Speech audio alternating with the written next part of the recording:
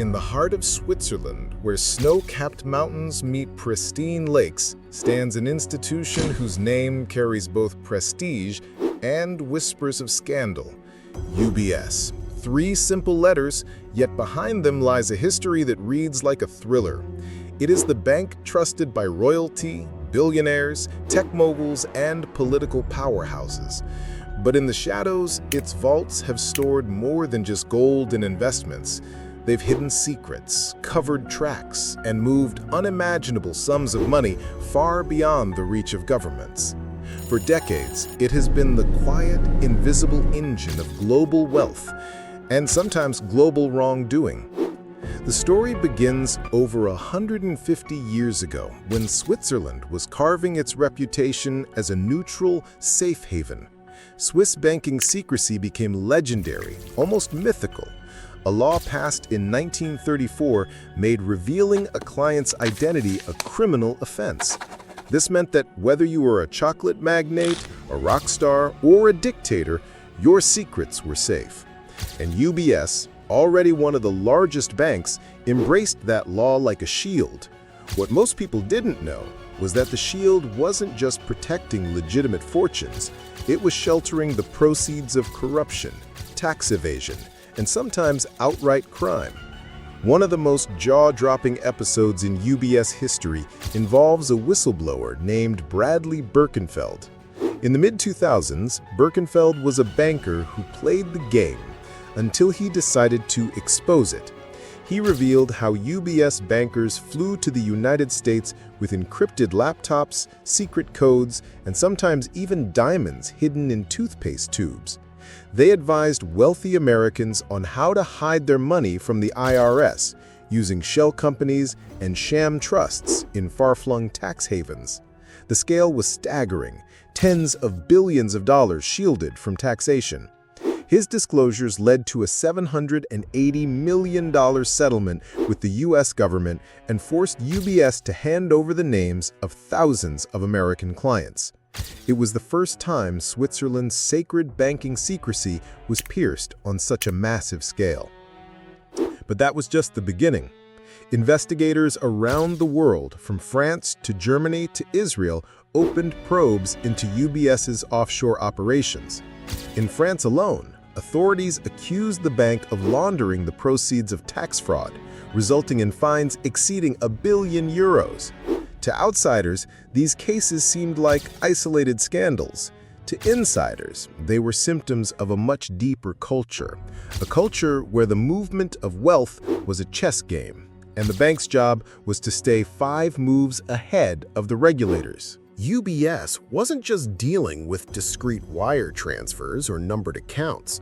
Sometimes it became a player in outright drama. In 2011, the bank was rocked by the actions of a single trader, Kweku Adeboli, whose unauthorized bets cost UBS more than $2 billion. The losses shook the financial world and exposed cracks in the bank's internal controls. Suddenly, the image of Swiss precision and discipline seemed a little less perfect. And then came 2023, when UBS absorbed its longtime rival, Credit Suisse, after that bank's collapse. What looked like a rescue mission turned into a Pandora's box. With the acquisition came not only Credit Suisse's assets, but also its baggage. One case involved allegations that Credit Suisse had helped launder money for a Bulgarian cocaine trafficking network. In 2024, a Swiss court acquitted UBS of those charges, but prosecutors were not satisfied. They appealed, ensuring that the shadow of the case would hang over the bank for years to come. There's another twist. Some of the clients UBS inherited from Credit Suisse were Russian billionaires with close ties to the Kremlin. After the invasion of Ukraine, the US and European authorities intensified sanctions enforcement. UBS suddenly found itself under scrutiny from the US Treasury's Office of Foreign Assets Control, trying to prove that it wasn't helping sanctioned individuals quietly move their fortunes. If this sounds like a movie, here's an even more cinematic detail. Russian oligarch Alisher Usmanov accused UBS of filing false, suspicious transaction reports in Germany, claims that sparked a high-stakes legal battle. For a bank that prides itself on discretion, being dragged into court by one of the world's most powerful men is the opposite of good publicity. But perhaps the most fascinating aspect of UBS's story isn't just its scandals, it's how it has managed to remain at the top despite them. UBS oversees trillions of dollars in assets. Its private banking arm serves some of the wealthiest individuals on earth, many of whom value the bank precisely because of its ability to operate quietly in a noisy world. When UBS agrees to manage your wealth, it's not just offering investment advice, it's offering insulation from chaos. The numbers alone are breathtaking. At one point, UBS managed more than $3 trillion in assets, making it the largest wealth manager in the world. That's more than the GDP of the United Kingdom. Imagine the power that comes from being able to move even a fraction of that amount across borders in minutes. That power has made UBS indispensable to global elites and nearly untouchable to regulators. Yet, cracks are showing. In 2025, Singapore's financial watchdog fined UBS for anti-money laundering lapses linked to an online gambling case. While the fine wasn't devastating financially, it was symbolic, a reminder that even in places known for financial openness, patience with weak compliance is wearing thin. And here's something most viewers don't realize. The art world plays a role in this story too. Wealthy clients have used UBS's art advisory services to buy and sell masterpieces worth tens of millions of dollars. Art, like gold or diamonds, is an ideal vehicle for moving wealth discreetly. It can be stored in free ports, tax-free warehouses where paintings worth more than skyscrapers can sit for decades without ever officially changing hands. The secrecy of art transactions aligns perfectly with the bank's skill set. Another fascinating detail is UBS's role in shaping sports sponsorships and global culture. The bank has sponsored Formula One, elite golf tournaments, and art fairs like Art Basel. On the surface, this looks like branding, but for UBS, these are more than just marketing deals. They are exclusive networking arenas where ultra-wealthy clients mingle, cut deals, and build trust far from the eyes of journalists or regulators. The question that lingers is this: how does a bank survive repeated legal battles, billion-dollar fines, and constant suspicion? The answer lies partly in its clientele. UBS doesn't just serve rich people, it serves the richest people, many of whom have influence over the very systems meant to police them. In a world where political donations, lobbying, and quiet favors shape policy, having the trust of the global elite is a form of armor.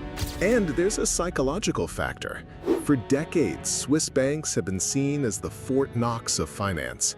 Clients may be aware of scandals, but they also know that every major bank has skeletons.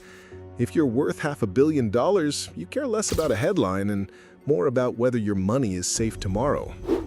UBS has mastered the art of reassuring those clients, even in turbulent times. Yet the tide of transparency is rising. International cooperation on tax matters has never been stronger. Leaks like the Panama Papers and Pandora Papers have shown how offshore networks work and how banks, knowingly or not, are part of them. UBS's future will depend on whether it can adapt to a world where secrecy is shrinking and compliance is king. Still, there's an undeniable allure to the UBS story. It's a tale of glamour and grit, of high-stakes deals made in quiet boardrooms, of fortunes made and lost, and of a bank that seems always on the edge of controversy, yet never pushed over the cliff. It's about more than money. It's about power, influence, and the hidden architecture of the global economy.